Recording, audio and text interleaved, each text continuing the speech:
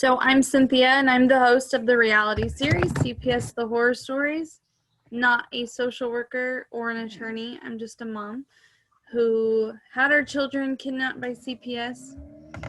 And after 2 years of fighting, I did get my kids back. And now I help other parents voice their stories, give them a platform to chat on and build a community and just shed light on the truth.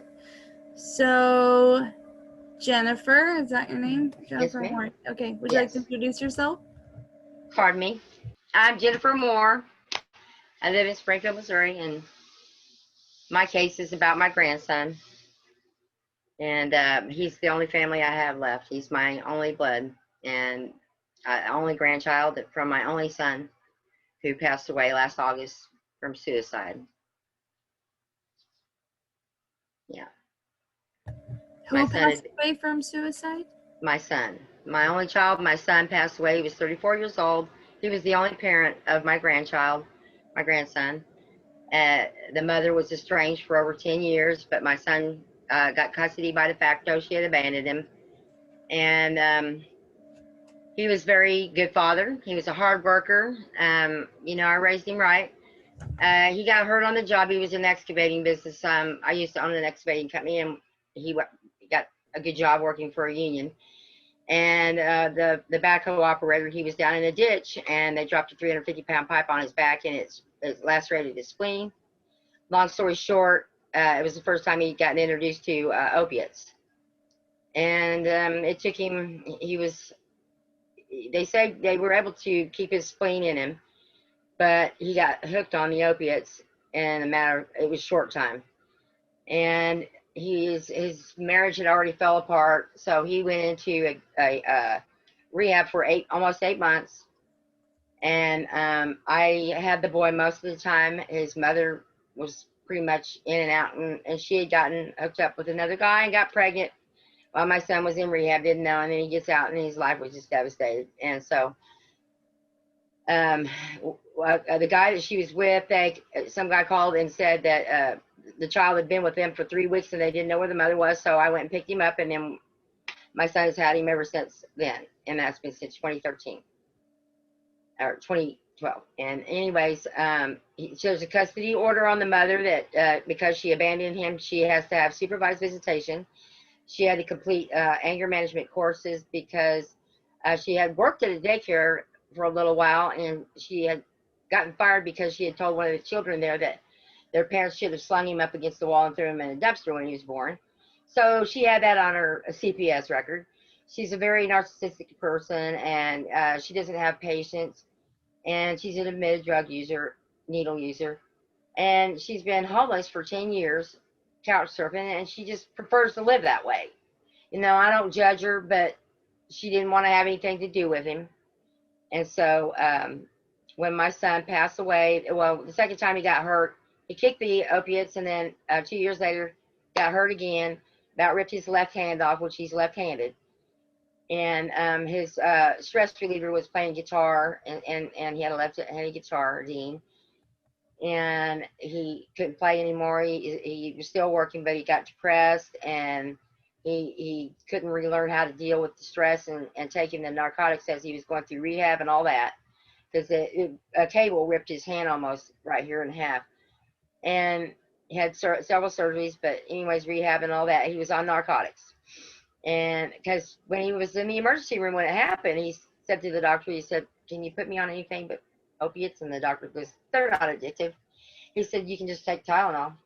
And then the look on his face was like, and then I've been by his side for the last 3 years. It's been really rough. He hated himself. The way he was treated was awful. I mean, he never asked anybody for anything. But back in 2018, Christmas, he told me that he was going to commit suicide. He couldn't take the way his boy was looking at him. His son was beginning to realize what was going on. And the stigma and everything involved with that was coming into the boy's head, and he didn't like the way that Preston was looking at him. He said, "Mom, I'm going to just ask you not to come around for a while because I want the time with him while you know, I'm here, and then you can have him when I'm gone for the rest of your life.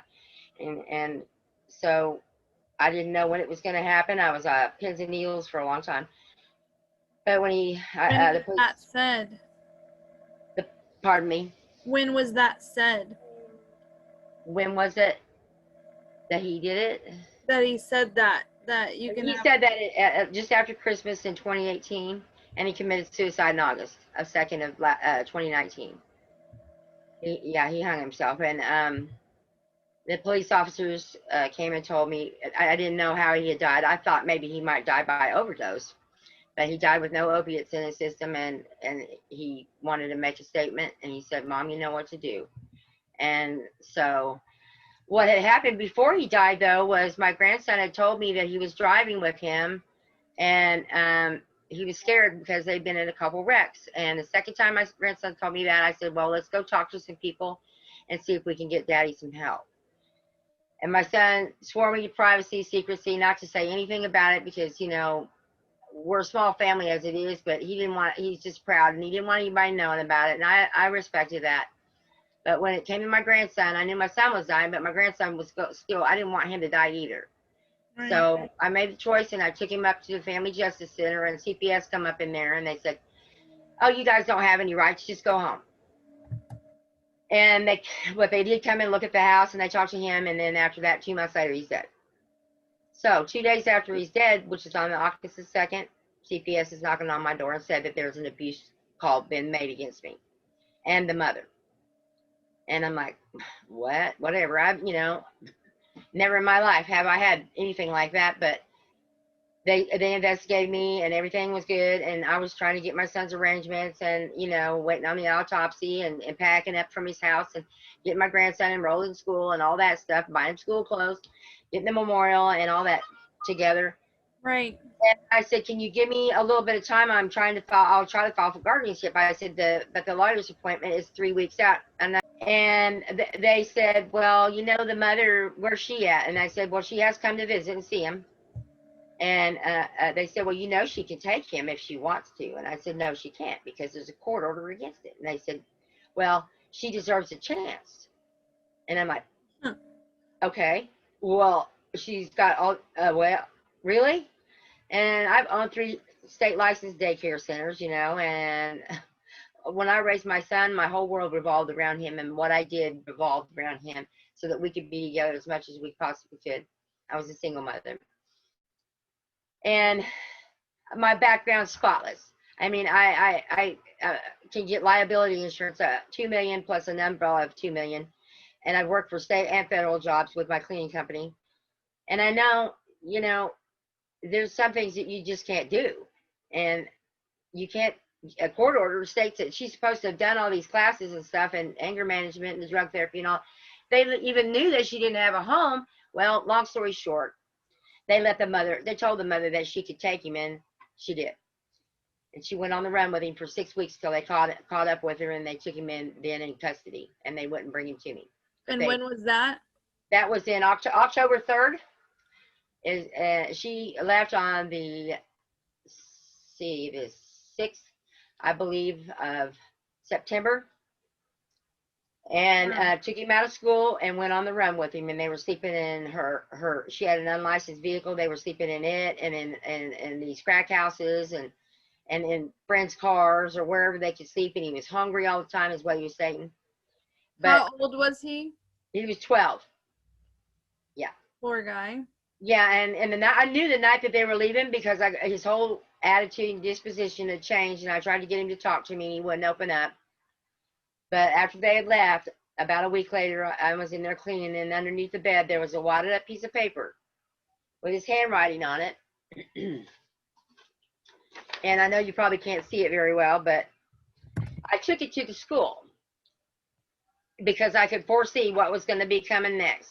Because CPS wasn't working with me on giving me the guardianship or giving me kinship or just, I mean, I asked them to put a safety plan into place when they knew they still hadn't investigated her. Why would they say that she could have him when there was a 24-hour investigation that was supposed to be done on the both of us? Well, I passed, cleared everything. She said, well, the child is safe as long as he's here. But I said, you're allowing her to take him.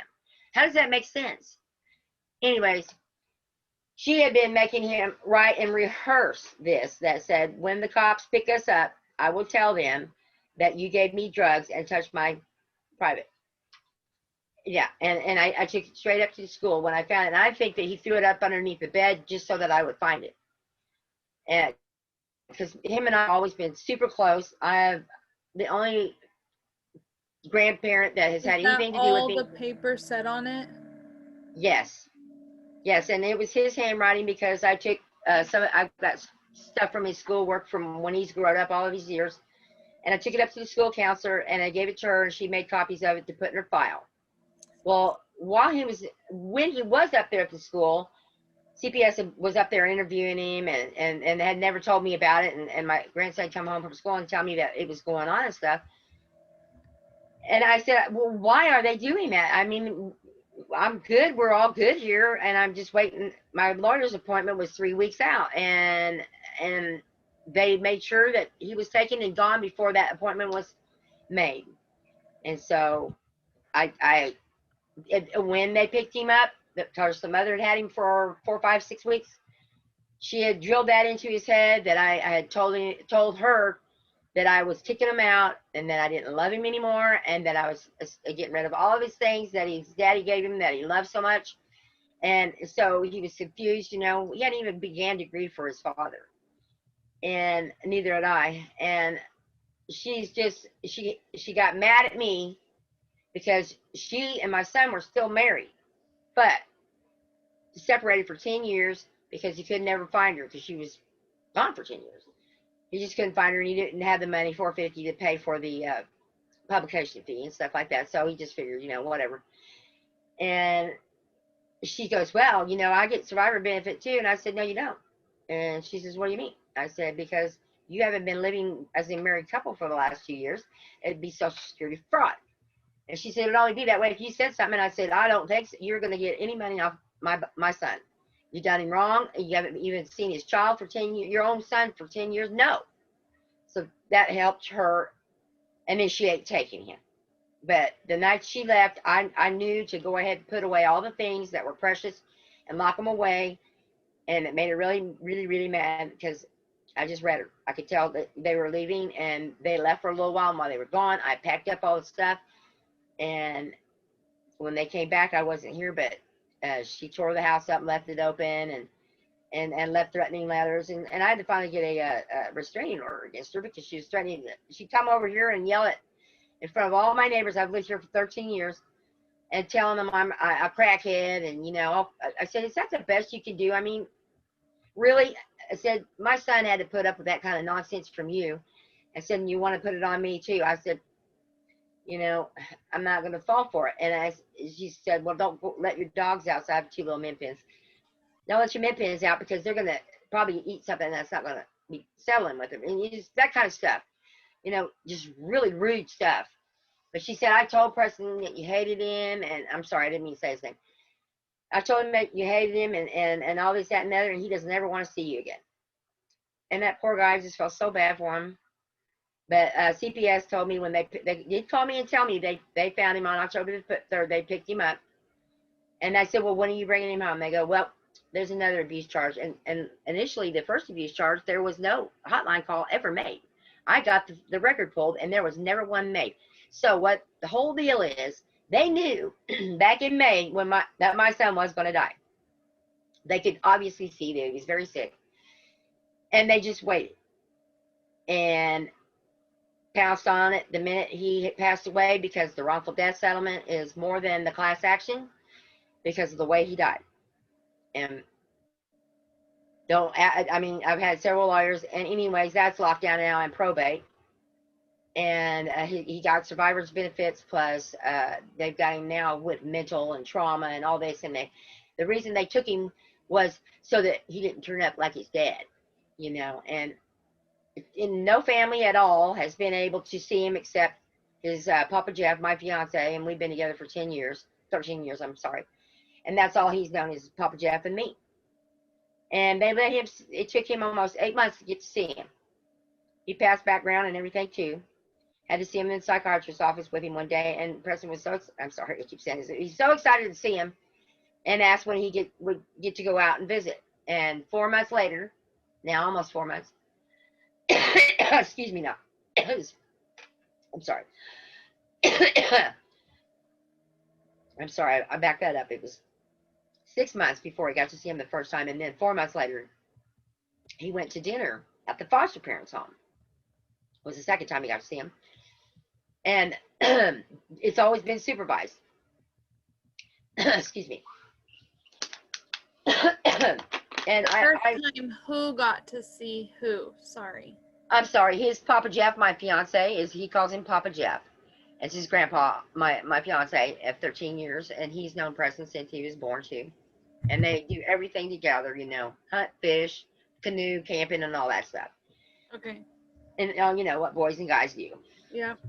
And he was so excited to see him and everything. Well, Jeff was never able to actually be alone with him long enough to let him know that Grandma didn't do any of that stuff that his mother said. And the mother, get this, she under duress voluntarily signed him over to the teacher, the IEP, special ed teacher. They made him an IEP student.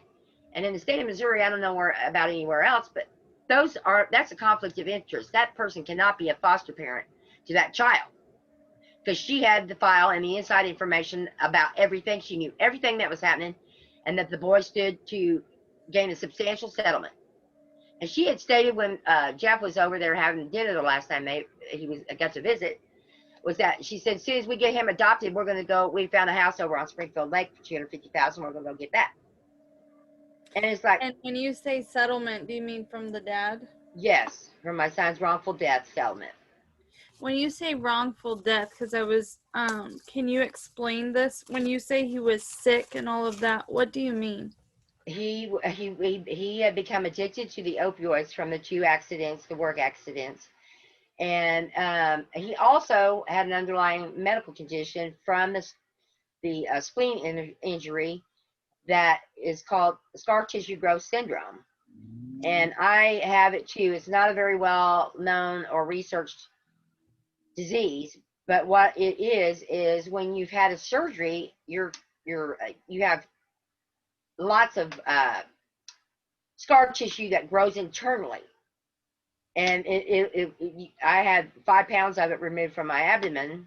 I've had 5 major surgeries from it, and they said, and my son was trying to get that taken care of because he was in a lot of pain, and they couldn't figure out why, and they wouldn't open him up to see. But anyways, he got addicted to the opiates in the long run, and because of the way he died, that's what the lawyers told me. I said, well, I really don't want to get involved in a class action lawsuit because, in the long run, you don't make anything. And I said, nah, not really. And they go, oh no, your son's case is different, and he stands to make a substantial amount of money the way he died.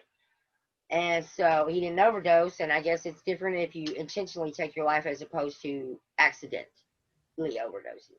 And the class action is mostly for that, I guess. I'm not really sure. I've got 2 or 3 attorneys that were, but I have to get guardianship of my grandson back to even pursue it. And the probate's going to lock that down as soon as, the adoption goes through. And they're trying to fast track that as we speak. They're trying to TPR her this week, by the end of this week. On my son's birthday, no less. So, anyways, long story short, Papa Jeff got to talk to, they were having a round table meeting over the phone because of COVID about 2 months ago. And they were talking, and my grandson was in the room and everything. And she said, now we've all been talking to, so about the adoption and stuff. And this is what President has to say about it. Okay, so you tell him what you want. And my grandson goes, well, and this is a classic because I've seen it in online and stuff. I've been here for a really long time, and I formed a bond with these people. So I'm gonna just stay here, Papa Jeff. You don't have to adopt me. And he was so sad when he said it. Was so pathetic. And because I got to listen, he put it on speakerphone, and I got to listen to the conversation, and it sounded like they were reading everything that they were saying. And he sounded like he was reading as well. And he just said he didn't want to be adopted. And I just said, and Jeff goes, he says, let me say something real quick to you, buddy. He goes, family is family. And you've known us all your life. You don't know these people. And he said, and another thing, your grandmother never kicked you out. She never had did anything with your dad's stuff and all your precious stuff. And then when he popped up, his whole attitude changed, his voice changed. He goes, well, where is it? And he goes, I've got it all. I've got it safe and sound and everything's good. And he goes, well, when can you come and get me? And they said, Preston, you need to leave the room right now. And they made him leave. And then so when he left, they were all at a loss for words. And he goes, you mean he didn't know? You guys, Jennifer told you that she didn't never say any of that stuff, and you guys never let him know. And none of the stuff that he said, was true, because when they took him in, he said exactly what was on this note here. They ran from me when I tried to give them this evidence. They would not take it. And so they intentionally didn't make me a party in the case. And therefore, the lawyers and stuff that I have seen, I was semi-retired when my son was going downhill really, really fast. And so the money that I was counting on, pretty much I've gone through. But I went and saw a couple of attorneys, and they said $10,000-$20,000 retainer. And I'm like, okay, so what am I going to get from this? Well, we can't guarantee any outcome. And I said, that's just like flushing money down the toilet. So I thought, well, I will try to do what I can to learn what I can and start getting involved online. I've never done Facebook or anything like that. I just never had time for it.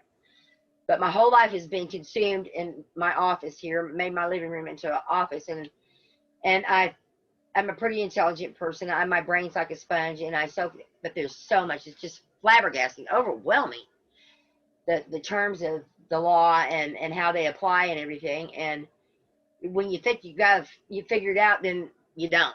Or if you file something, you didn't get something to show that. I filed my affidavit of facts and truths, and I called for an emergency hearing about 4 months ago, and they didn't give me anything for it. And I'm now thinking that because they didn't respond, that the clerk never filed it, and there's so many things. I've just never been involved in something so underhanded in all my life. I mean, this is this is all I have left in this whole wide world, and it's a driving factor for me getting up every day to get him home, because he's in a situation where he made this statement under duress, and he had to conform and like a chameleon into the situation that he was in.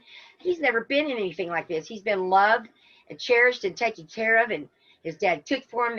His dad cleaned, did laundry, we did family thing, holidays and all that. And he's gone from that to living in a stranger's house. Who are these people? I know I'm here for the money, and then the kids are making fun of him at school.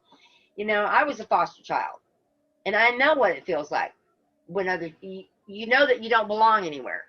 That your parents threw you away. That's what the kids say. Well, you're no good because parents threw you away. So there must be something wrong with you. And he's just experiencing all of this, and it's not right. He doesn't deserve it.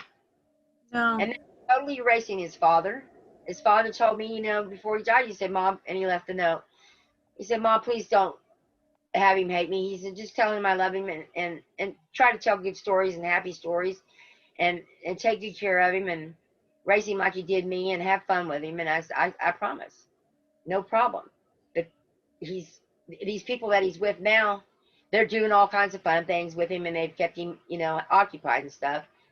But it doesn't matter. All that stuff still doesn't replace the longing he has to have in his heart for his family, for me, for his Papa Jeff, for his baby sister, and his stepsister. And we're a small family, that's it. But he grew up in this neighborhood, and all these people here love him too. They've watched him grow up here in this home. And he said, Grandma, please don't ever leave. I love this house. And I told him I'll wait for you. And when his dad was alive still, we made a plan and everything that if something happened with his dad, he knew how to get here, because we only live a few blocks away from each other. There's key and a cell phone down in my boot, and he could come in and he'd be safe here. And I said, next time your dad scares you, you also can come here as well. Yeah, and we had a plan and everything, and it just all went to shit. So I'm sorry, it just all went to hell. And CPS made sure it happened. So, and I'm not sure exactly what I'm going to do this week. I've got some motions I'm going to file to stop the adoption and insert myself, mainly because I was told so many different things of what to do. I wasn't sure what to do. And besides the fact I've been traumatized as well as he has. You know, it was like two people died at once. My whole life just left me. And it's it's been a lot of hard crying and sobbing and screaming and anger. I've developed anger issues I've never had ever. You know, I'm the most patient person because I love being around children, and I love old people too. That's what I do now, and I take care of. I'm on the family registry as well. I'm a med tech and um, CNA.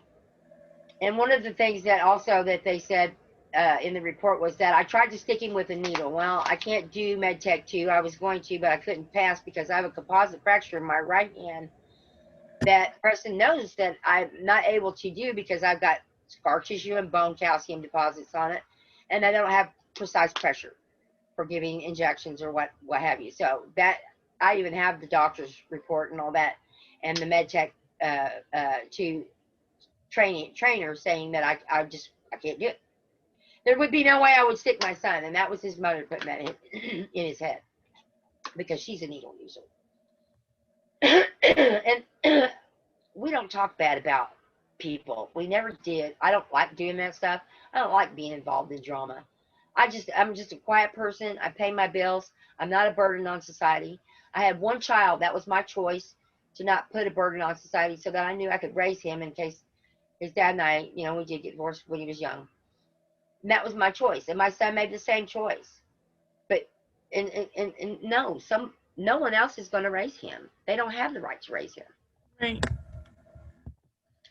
And so I've been reaching out, trying to find somebody, but I mean, and I've gone up the chain of command. I did all the, you know, I did everything except put myself in the case. I absolutely refuse it. I think it's all false and a big, you know, fraudulent scheme.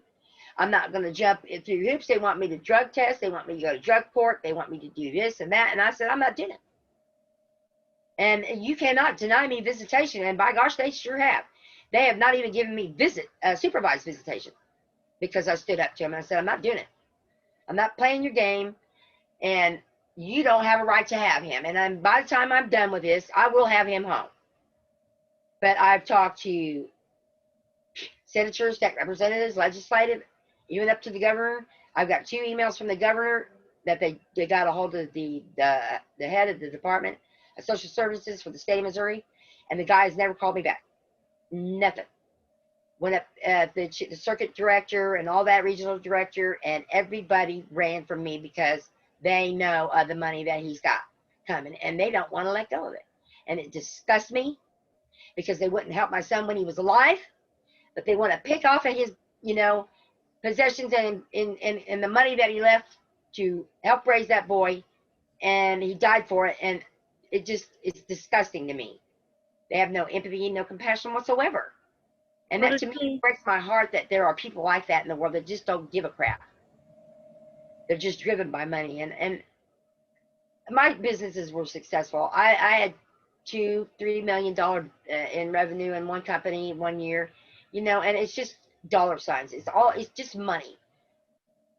And regardless, you know, I've always been, I was raised a Christian, and I stay grounded, and I drive a pickup truck, and I used to buy my stuff from secondhand, you know, except for my undergarments and my shoes.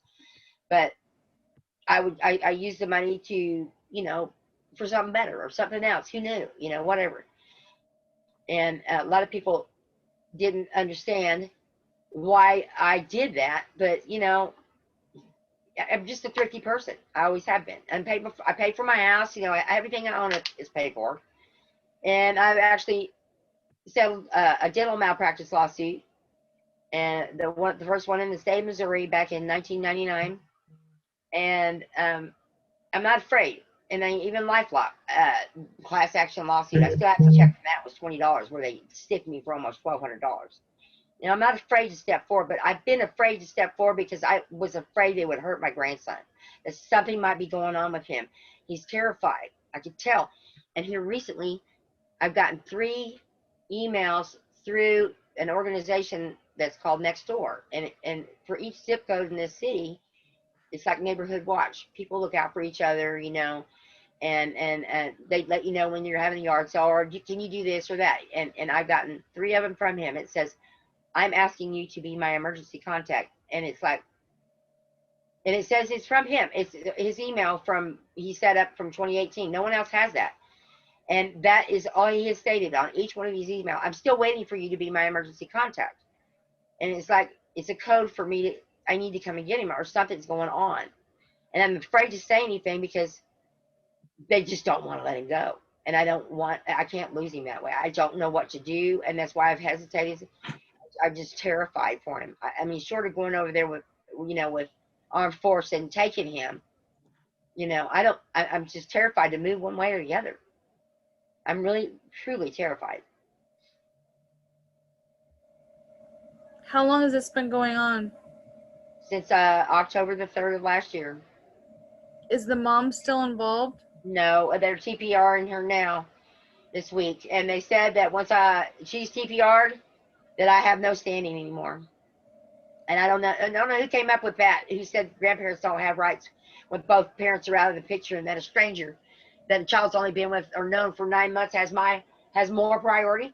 I mean, he's lived with me off and on for 10 years, 12 years. He's got his bedroom here. His dad, you know, when he wanted to have working weekends or whatever, I was always on call 24/7. His school's just 5 blocks away. His dad and him just live 3 blocks away. Neighbors here, everybody, just little community here that helps him.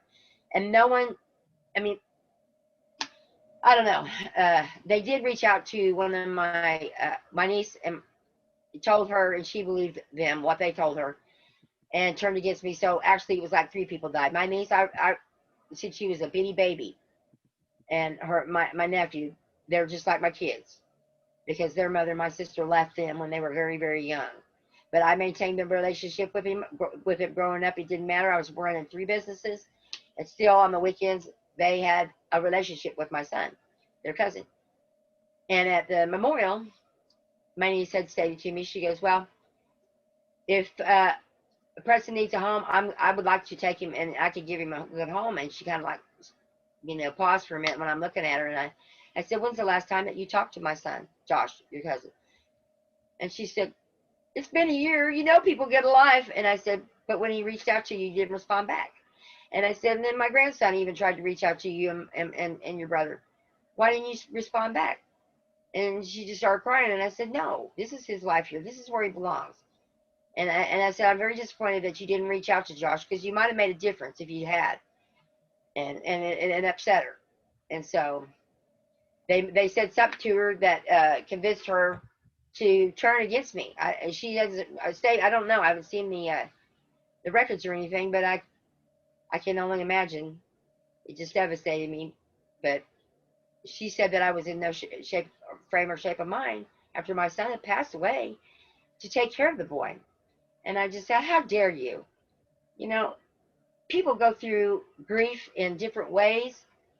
And I was so devastated because I didn't say this at first. The first 2 days that after my son had died, the mother actually came and got him from his girlfriend's house because they couldn't contact me.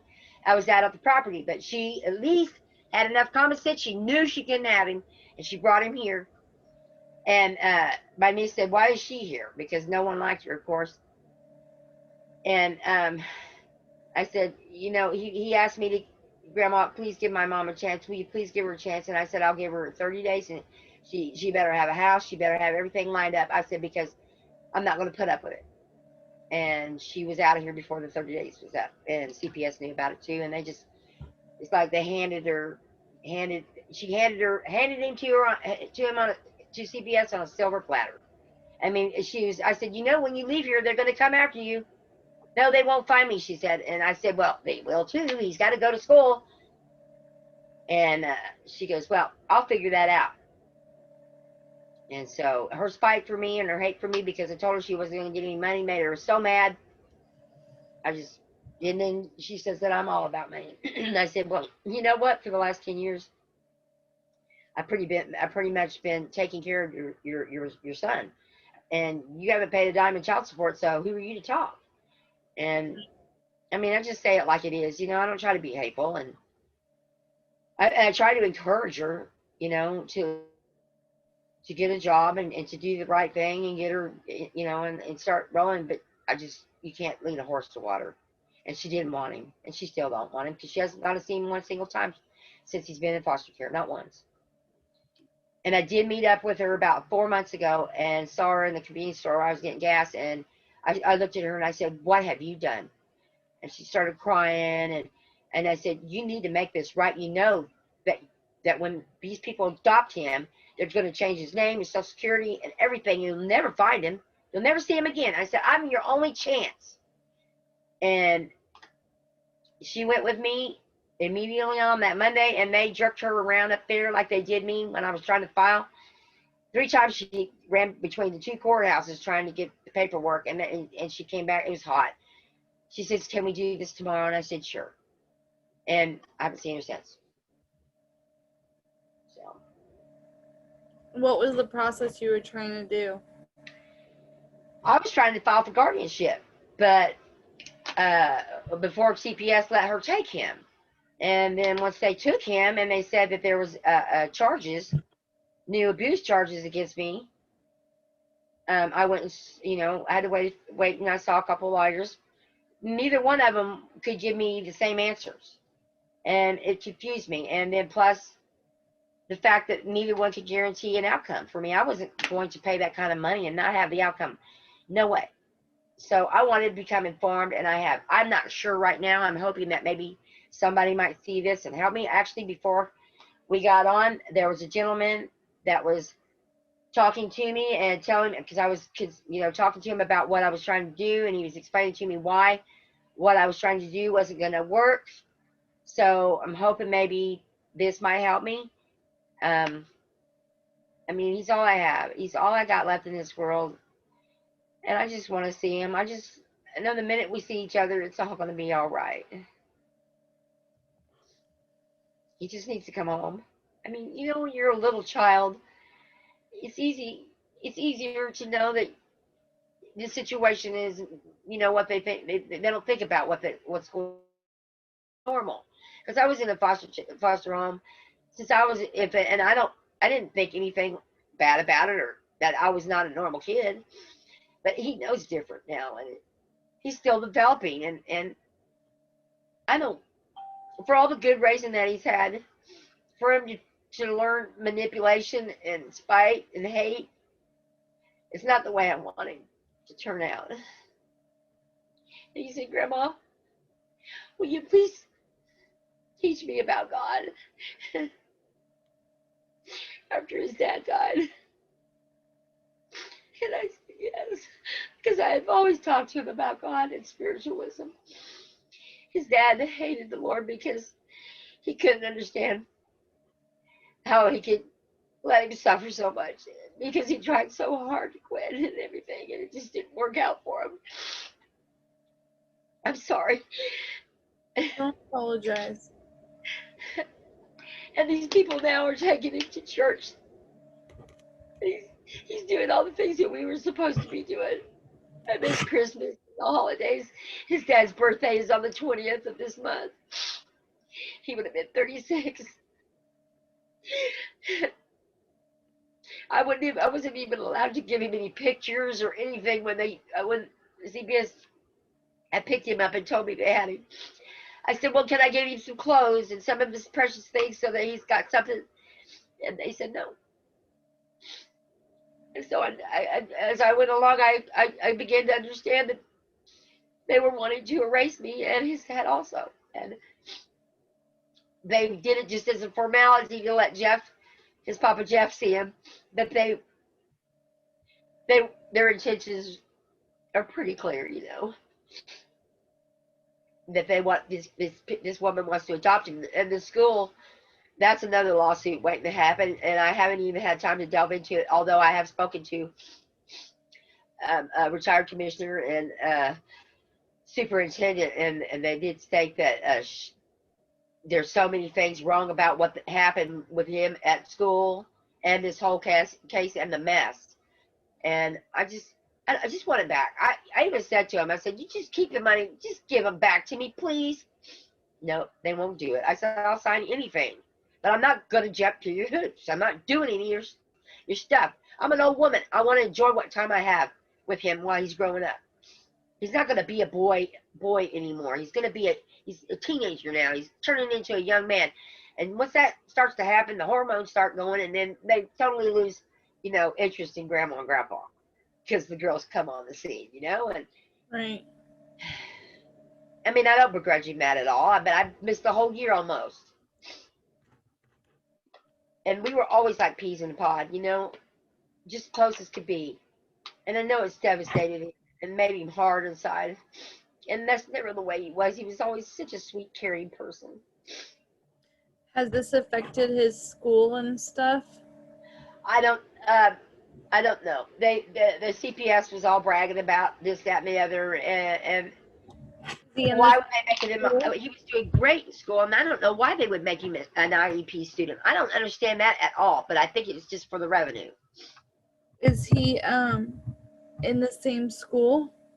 Yes, I did not know that. I got a picture of him that I found online, and it said I thought he was going. It said it was a different school on it, and I never put it together. They used to go into the same school right down the road. And that woman that is his foster mother that is wanting to adopt him is a special ed teacher there. Yeah, and what they did when they got him, they cornered the mother when she brought him to school, and when she was on the run after she had left, and they all cornered her, and the DARE cop came out there too, and they surrounded her. And they said that they were taking Preston, and that she couldn't do anything about it, and she was getting very upset. This is what she told me when I saw her at the convenience store. And she said, well, this woman stepped forward and said she'd known Preston since he's been going to school there all this time. She didn't know that because she's not been in the boy's life. But this woman told her that she'd known Preston forever and that her family loved him. She'd only been working there for 14 days at this school. Yes, 14 days. And lied to her and told her that she'd known the boy and that they loved him and blah, blah, blah. And Preston was saying, please don't, I want to go to Papa Jeff's. Please take me. I don't want to go to her. I want to go to Papa Jeff's. And then they never, ever called any family member, not even his stepsister's dad, so he could see his stepsister. No one. Nobody, period. That's so bizarre. It's so wrong. Well, yeah, that too. But it's disgusting. Weird. Yeah, doesn't that seem, it's coincidental. I'm sure they're going to say it's coincidental, but I don't think it is. She seems like she's kind of strange to me. Just something not right about it. Something not right about it. She's lived in California and Texas before Missouri. Yeah, and those are two hot spots for trafficking. And she also went to Florida with him during the COVID, when everybody was supposed to be on lockdown. They took him to Florida. And Disney World wasn't even open. The beaches weren't open. I wondered why she took him there. For what? Yeah. Did you find out what it was for? To visit family, supposedly. But the state of Florida was telling people not to come there. Right, I remember that. Yeah, she still went. I've got pictures of them online from the beach and stuff. That they went to a beach. But Jeff told them because she said, well, we're going to be gone for a couple of weeks because he wanted visitation. And they kept coming up with reasons not to let him come by and see him. And said that they were going to Florida. He goes, during the pandemic, during the lockdown, you're not supposed to go anywhere. She goes, oh, we're going to go see family and stuff and blah, blah, blah. And it's just like, okay. But, I mean, doesn't that seem odd to you? I mean, that put fear in me as well, because he's beautiful. He's blonde hair, blue eyed. His dad was 6'4". His dad's absolutely beautiful. My son was he's beautiful. I'll show you a picture of him.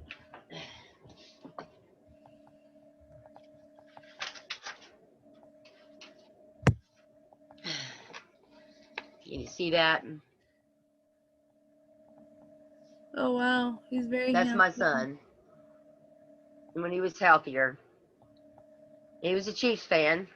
And that was my grandson when he was a little bitty buddy. You know, a little pudgy guy. He looked just like his daddy when he was little. First time I saw him and he woke his little eyes, he was sleeping when they got there. He was like 4 months old. They come back from Texas.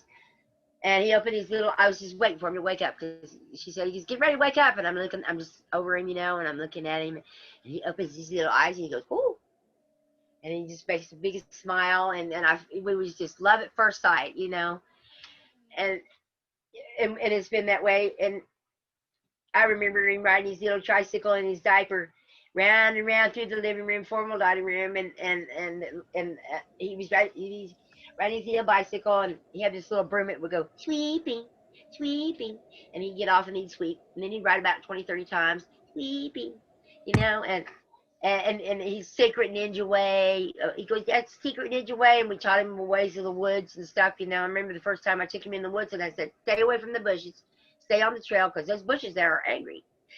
And he goes, what's angry bushes, Grandma? And I said, just stay away from them. And that night I was washing dishes, and Papa Jeff went off to check on some stuff over on the other property, and he went to follow him and got stuck in some blackberry bushes. And I mean, you should have heard the blood curdling scream. And I said, no, you know what angry bushes are? Oh, I said, don't move, just back out. And you know, we taught him all that stuff. We taught him all that stuff. The same thing that I taught my son when he was growing up. You know, just being a boy and having fun. And a dirt bike, he got to ride the dirt bike finally for the first time right after his dad died. And he got on and rode it just like he'd been born on it. And his dad used to ride pro. My son used to ride pro with some name people like Guy Cooper and I just can't think of all of them right now. But he was in Steel Roots video back in I don't know, it's like back in '92, I think maybe. But they got Steel Roots 1, Steel Roots 2. My son got to ride with him. Guy Cooper at his estate in Big Cabin, but he rode pro circuit. And he was also a guitar player. My grandson is just as versatile. He's just so smart. He knows he could play keyboards, he could play violin, and he could play flute, trumpet, trombone. He about drove my son crazy, his daddy crazy with the drums. But he's so personable. He's just fun to be around. You know, most children are because they're innocent and you see the world in them. You know, in their eyes, it's always wonderful. You know, and I miss that because my life right now is just nothing but drudgery. And I want him home. I don't know what to do other than presenting my affidavit again and asking for the emergency hearing and making sure tomorrow that I get the filed receipt showing that it got filed, because I just assumed that when you hand the paperwork to the clerk that they're supposed to file it. And obviously they didn't, because I've not heard anything. They didn't, you know, do anything about it. And because I am a third party, I can intervene, but I do not want to become a party to the case. I refuse that because a good friend of mine, he's retired now, but he's a lawyer, stated to me in the very beginning, he says, if you submit to anything, you admit guilt. If you submit to any of that dog and pony show, you admit guilt. I don't think that's necessarily true. That's what CPS thinks, that you admit guilt. Doesn't mean that you're guilty at all. But he said that that's just the way they look at it, and the courts try to, you know, make the parents look, or the, you know, the family. And so I've stood on that firmly, and my whole life is not indicative of a drug user for sure. I mean, everybody that knows me can tell you that, you know, I'm healthy, I'm active, I like to exercise and eat good, and bike rides, hikes, you know, camping and all that stuff, that takes a lot of effort. I'm 55 years old. And, you know, it used to in the day when I was probably your age, it didn't matter so much. But I mean, it gets harder as you get older. But because I was active all my life, it's easier for me than some of my friends that look way older, and they're aching and, you know, and everything, and starting to talk like old people. I don't want to be that. Not just yet.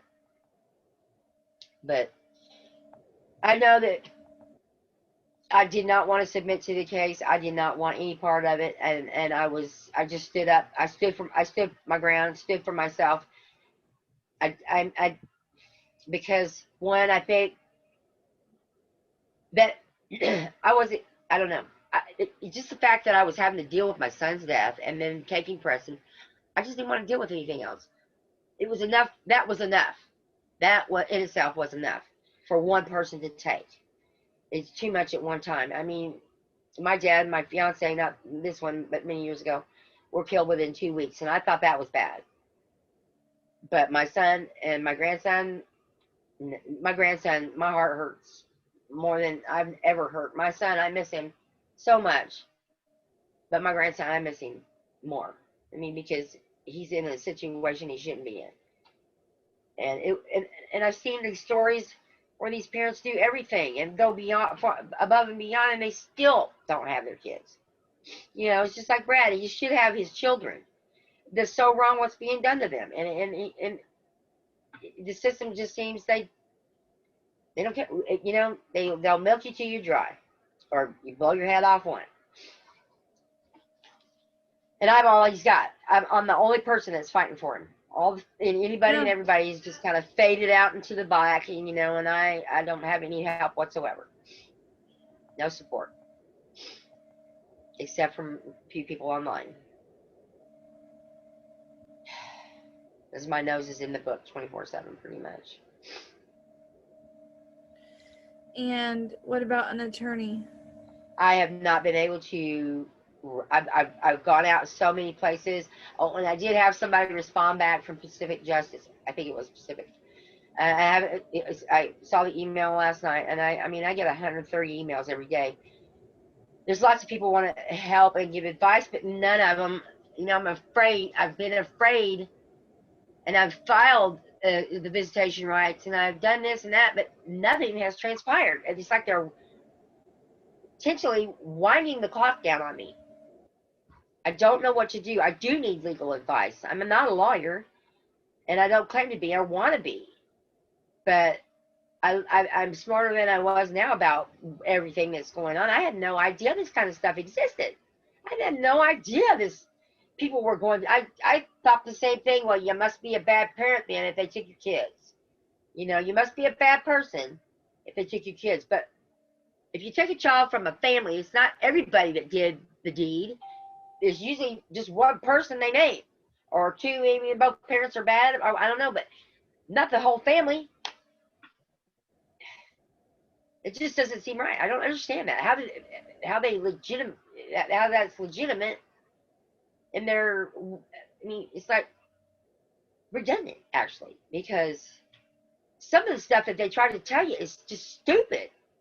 I mean, any intelligent person can tell that they're trying to, blow smoke up your butt. And I see these poor people that they don't have the intelligence or the drive mentally to learn the things that they should, and they sit and wallow in pity and don't educate themselves. And I'm not that way. I've educated myself. I know a lot more and about a lot of things. I wouldn't want to give advice other than what I've gone through. I wouldn't recommend anybody to go through it, but I don't have anything to lose, because if I don't have him, I don't have anything. Absolutely. And I do need advice. I just need somebody to tell me what to do right now to stop the adoption. That's all I need. Just somebody to tell me what to do right now, and I will go and do it. I know exactly where to pull the forms up. I will do it. I have, the Federal Practice and Procedure Manual. I have the Judicial Guide in the custody cases, facts and evidence, and I mean everything that you can think of. I've spent thousands of dollars on ink and books, and trying to educate myself and find something that I could throw in there. But it's the mere fact that I'm not involved in a party in the case. So I just want the judge to hear my side of the story. He's never heard it. And I've tried to make that happen. I need a judge to file an injunction, maybe. I mean, a lawyer to file an injunction or something, a mandamus. I don't know what to do. You know, I'm wasting time just trying to do all the stuff I've been doing and not getting anywhere. Not So, wasting time.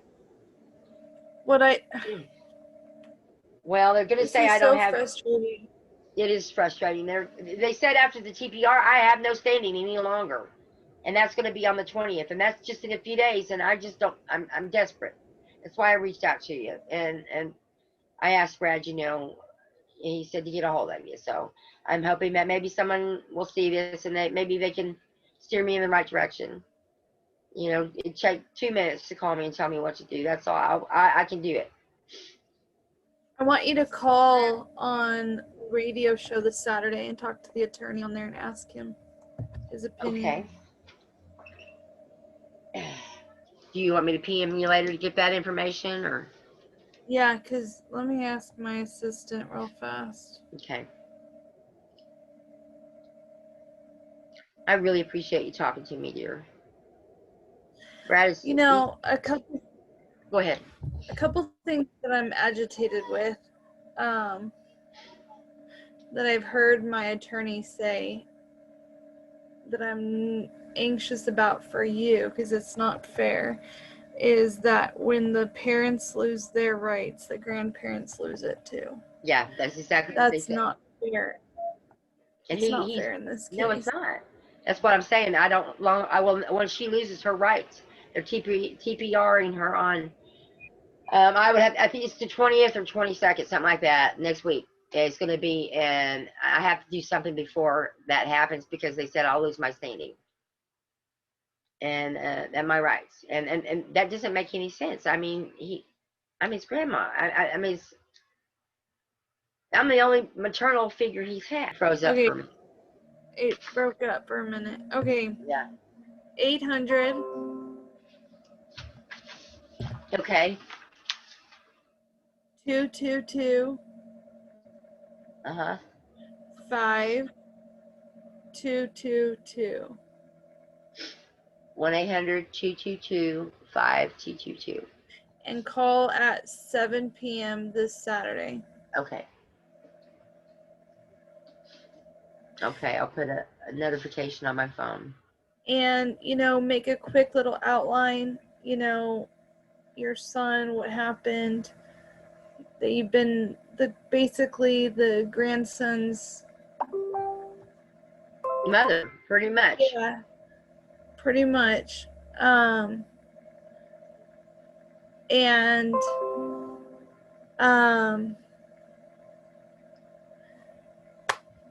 that they're trying to take him away from you, and they're giving him to this teacher who thinks that she's been in his life for a long time and hasn't. No. And it's a conflict of interest, 100%. Is she still his teacher right now? Yes. I'm assuming so. I don't know. I mean, I'm assuming so. That's how she got him. I mean, she was his teacher when they let her have him. And she's still up at that school. And about that money. Yeah. Yeah. Yeah. And that I've not been allowed any visitation whatsoever. Even supervised, I've not been allowed. Yeah. So write a little outline. I will make it short. Factual. I do have a factual short. That's what I use for my affidavit. It's way shorter than what we talked about, but it just states facts and dates. That's it. Yeah. I wanted you to talk about all of it today. You know, I want you to have this story. We're going to edit it and then post it and then give you a copy so that, you know, maybe somebody will see this and take your case. And then on the radio show, that gives more opportunity for it to be heard. Okay. Okay.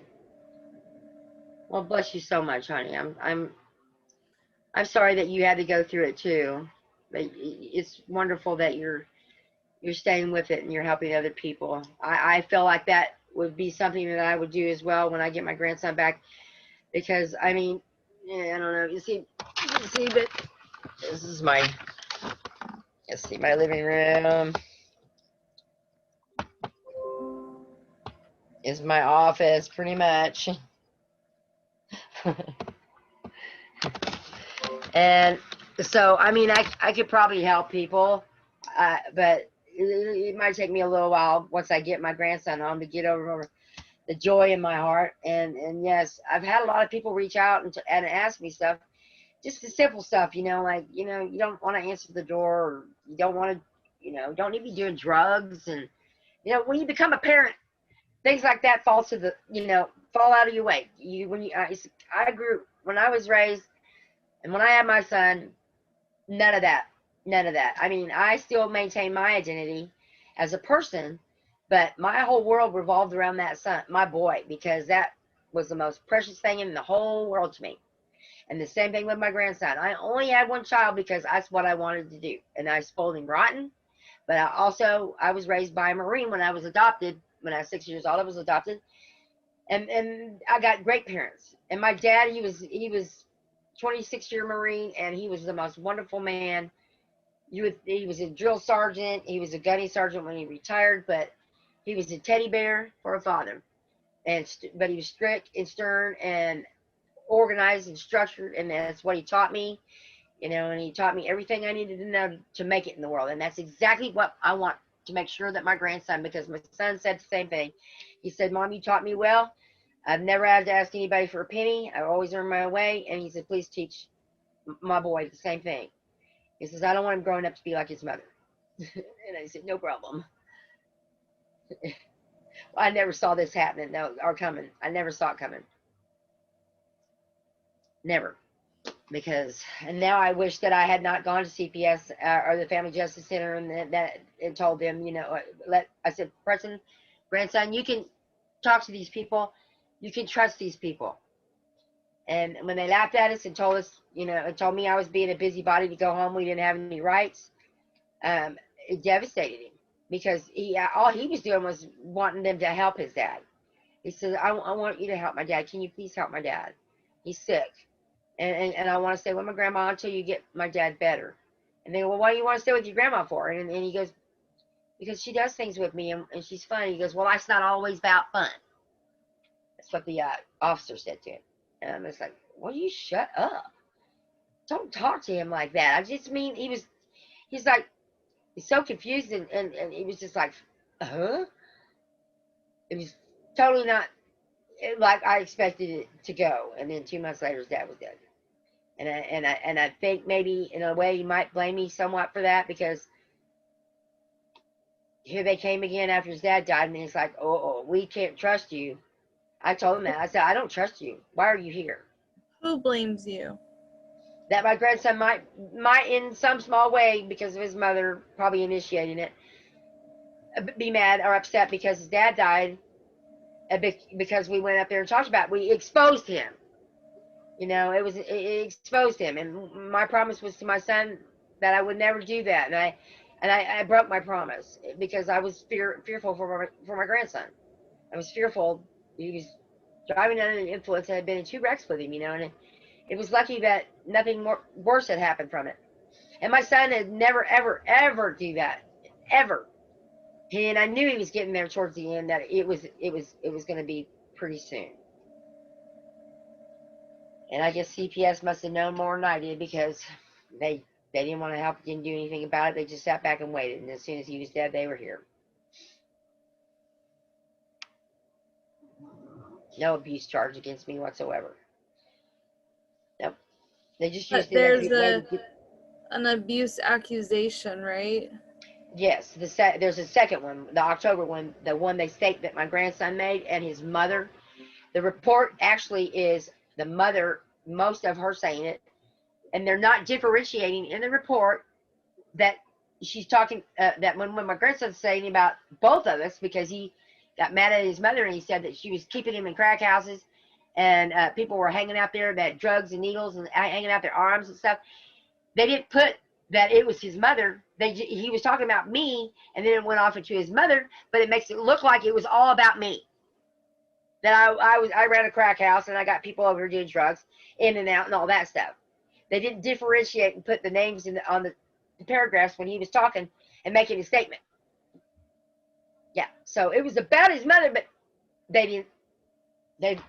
and he's just going along with it because he don't know what else to do or say. It's the only thing I can think of. But it's not about me. I mean, I've lived here. All my neighbors can tell you that this is not a crack house. Yeah. Yeah. The statement is very, very misleading. To anybody that's read it, they think that I'm a bad person because the mother has felony assault charges, and one of them was with a deadly weapon. She's got several domestic charges and minor. They told me, when I told her that, told the CPS lady, I said, she doesn't have a home. She doesn't have a job. She abandoned the child. In the state of Missouri, abandonment is one reason that a parent doesn't get the child when the other one dies. That is one of the biggest reasons. Plus domestic and felony assault. That's the second reason. They still let her take it. And they tried to tell me that, oh, she just has a few minor traffic infractions. And lo and behold, the case net that had this stuff on it was totally wiped out. And all she had on there was minor traffic infractions. And somebody on one of these websites in the groups said, go to arrest.org. I pulled it up, and man, did I find all kinds of stuff. Yeah. So, but there isn't an actual charge on your record, right? Not me. No, I don't have anything. Yeah. I'm on Family Safety Registry, for crying out loud. I could take care of anybody. I could go, I worked in the cash office for Walmart, doing 40,000 draws every hour during But Christmas. they won't let you have this boy. It makes me Nope. so mad. Nope. I've owned 3 state licensed daycare centers. I know the state licensing director. She works out of Joplin. Her and I worked together for a year because I was doing presentations to large corporations to have on-site daycare facilities and such, and showing the ups and downs of productivity and everything concerned when you would have an on-site facility. She worked with me for a year. She knows who I am. Also, I know the county attorney in this city that did my dental lawsuit. She did a thorough background check on me and everything before she would take my case, because dental malpractice is hard to prove. I had a dentist that broke my when he went to fix a cap on a tooth. He didn't do it right. He got it infected, and then when I called him and came up there, it was like standing in line at the horse trough, and he herded me through there, and he yanked that tooth out, and he broke my jaw, ripped my sinus cavity out, and messed me up. So I had to have bones restructuring my face. I had pins in there with teeth, my teeth pins, and everything that I put new sinus lift in, and everything was all experimental. It took me almost a year. I was in constant pain, but that attorney knows me. I sent her the link on the Gosh, story. that's a horrible dental experience. It was terrible, yes. And I was running 3 corporations at the time, and I had to get up every day with an earache I couldn't get rid of it, and I wanted to kill myself so bad because it was how when you get an earache or a toothache and you can't, it's just. But I had my boy, and I knew if I kept being persistent, I would find somebody. And 25 dentists, no one would touch me. They go, "What happened to you? We don't know what to do." But I finally went, and I got the surgery and experimental procedure done by the president of the Board of American Dentistry for the United States. He did the procedure, and it was one of the very first ones that they did was a sinus lift, and it's what it was called. And they used cow membrane, and the bone grafting was synthetic, but it was a tenuous process to go through to get my jaw rebuilt and everything. Yeah, it felt like the dentist ripped my eyeball right through my cheek when he did that. He straddled me actually, and he hopped up and down and he popped that molar out just like that, and it felt like he broke my face. And he sent me home. But anyways, this woman is the county attorney, and I sent her the information, and we became even friends and stuff. I haven't seen her for several years, and we both got busy. But she could vouch for me. She did a thorough background on me before she would take my case. And that was financial, everything. And she said, dental malpractice is very hard to prove. And she said, but I'm going to take your case. And I had gone and seen 20 or 30 lawyers. Nobody would take my case. But she took my case. And she won. And it was a substantial case. Yeah. So, and it's in the books. But I've been online for almost a year researching all these groups and stuff, and I have not come across one single other person that can relate in the situation the same as me. So no one has actually been able to tell me what I can do. And the fact about the money and stuff. Well, you know, some people are chastising me. Oh, are you just in it for the money? And I'm like, let me tell you something. I gave up a $300,000 job to stay here and be here for my son and my grandson. You know, for the last 5 years while he was dealing with this and as he was dying. So yes, the money is for my grandson, for me to raise him the way he's supposed to be raised and the way his father wants him to be raised. I said I don't need the money. I'm everything I own is paid for.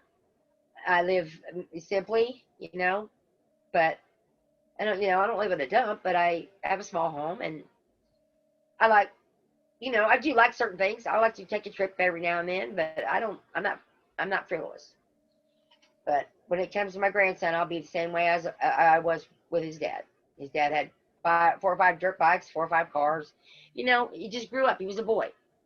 He got to have fun, and he enjoyed his childhood.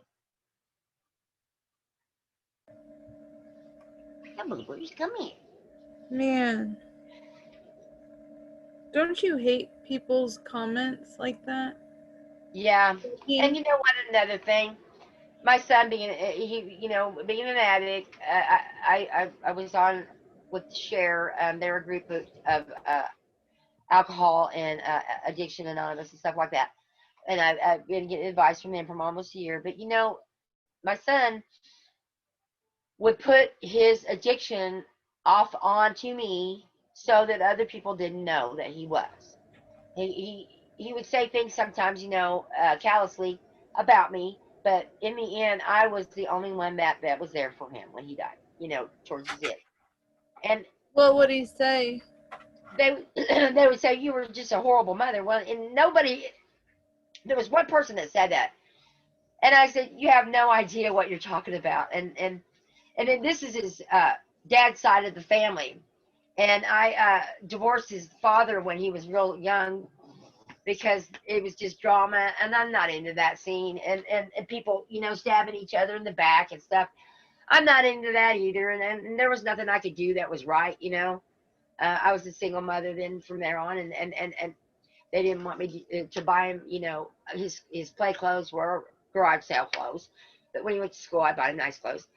I do this and that, and it just never was good enough. Well, his dad never paid child support. He never helped with his medical, and I had $800 a month, and I was paying for medical. I was working 2 jobs before I started my companies, and that then after and then ran the daycare center so I could be with him, and stuff.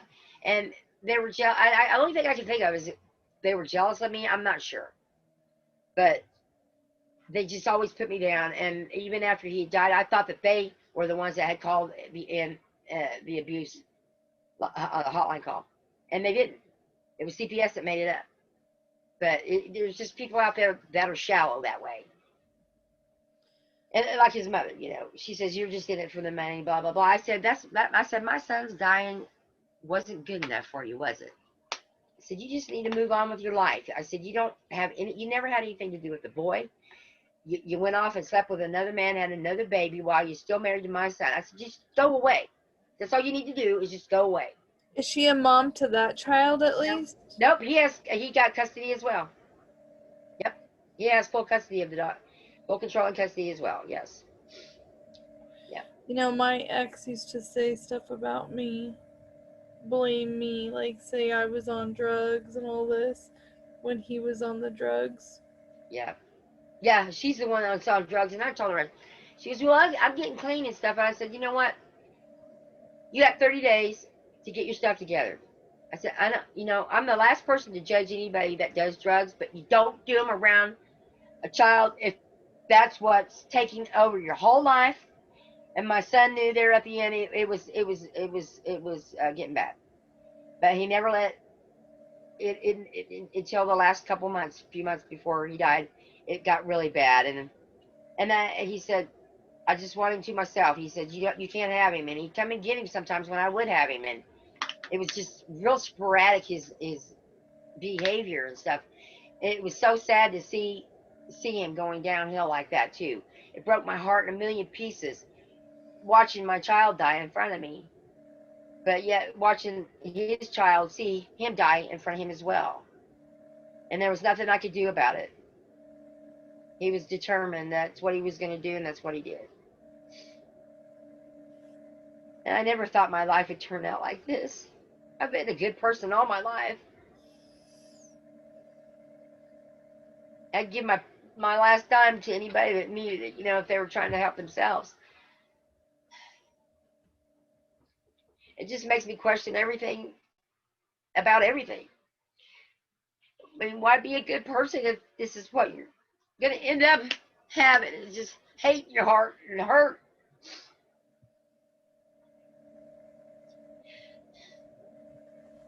I'm so sorry you're going through this. I really am. And you're right, that is exactly what you end up with in your heart.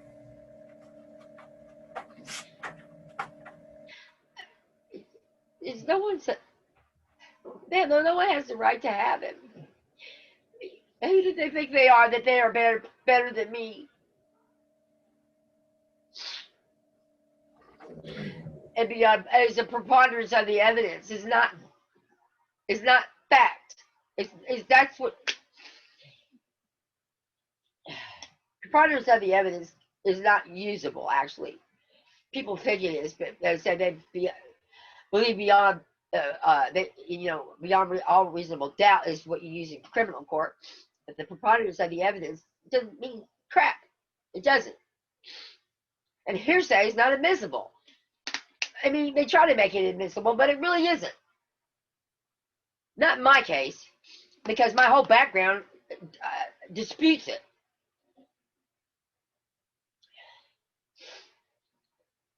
And my medical, my hand and everything. I mean, I dispute that. Nope. Direct. They just wouldn't take it. And they knew it. They knew it existed. That's why they ran for me. I mean, I ran after one of the directors when I waited up there for 2 hours for her to get off of work because she was avoiding me.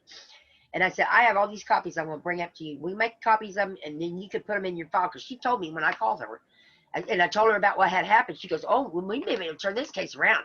It sounds like we might. And as soon as I started calling when we can do these copies and stuff, and she just kept blowing me off. So I went up there, and I sat and waited up there in the foyer for 2 hours for her.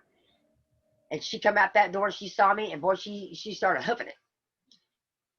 And I said, where are you going? I said, don't you want to see this? And she goes, I've got a house in Republic. I got to go. I got to call them right now. I got to go. So they know it exists. They just don't have it in the records for the judge to see it. When my kids got taken, I had evidence of things against the person who took my kids, which was my mom. And they refused to open it because they didn't want to have to do the paperwork on it. Why? What? Don't you do that to make the right decision? I'll show it to you. Hold on. So my mom filmed this and then sent it to me.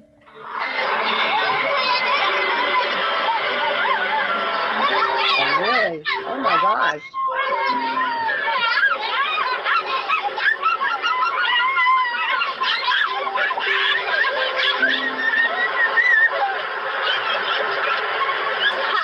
And I'm assuming the car is moving. Yes, on the freeway. Wow. I'll show you. Look. Look out the window. Oh my word. Oh goodness. Oh my gosh. They wouldn't take that. No. That's amazing. So what did you do? You have to work their plan and jump through their hoops and all that? Is that how you got yours back? Yeah. And I hired an attorney. Well, they're gonna, what I want to do is I want to get him back now, because what they're doing, and I know they're filing against his probate every single thing and every single day, and every single thing that they do, they're billing against my son's estate. And they're going to milk that $1 million for all it's worth until they can get all of it.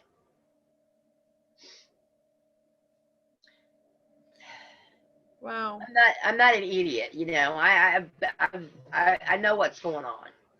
And then when they get all that money gone, and because they, I know that when they parent doesn't pay CPS, pay the child support to the other parent that has it. My son had full custody, never saw a dime. That when they take a child in, that they get double the amount somehow or another, because federal matches the funding or something. And so they make money that way, plus they make money off the survivor benefits, plus they've done the mental and IEP at the school and trauma and all that. They're making a lot of money. As soon as they get all that, as long as they can milk it, they're going to do it. That's the only reason I can think of why they won't let him come home. About money. It's disgusting. It's just disgusting. Low life. Disgusting. Can't they make their own money? Don't they make enough? It just reminds me of vultures picking dead flesh off an animal. There's a picture I have in my mind when I think about it. It's just not right. Disgusting. You're right. I'm sorry. I wish I could help and do something. I haven't posted any. I did post any of his pictures online until last night. I posted about 58 of them on my story on my page, and I just, because my grandson has tried. He's reaching out to me. He wants something to happen. I just don't know what to do to keep him safe. I want to hire what's his name that goes and just takes the kids. He used to be a CIA agent. I can't remember what his name is. He's very popular though. I'm just hoping Trump gets off his butt and it does something. It's like people say he wants to cut Social Security for the old farts and people that had disability, $800 a month, but Social Security pays for a child $4,000 a month. Go figure that. Don't they have an accountant that runs anything up there? It wouldn't take that much to overhaul the system, I wouldn't think. And they say it takes 80 to 90 grand a year to raise a child in the foster system. Well, I can tell you what, I can sure do it a lot cheaper. And I know you probably could too. Yeah. It's just ridiculous. Anybody that thinks it takes that much to raise a child is crazy. Right. And that the government keeps paying that, it's crazy, nuts.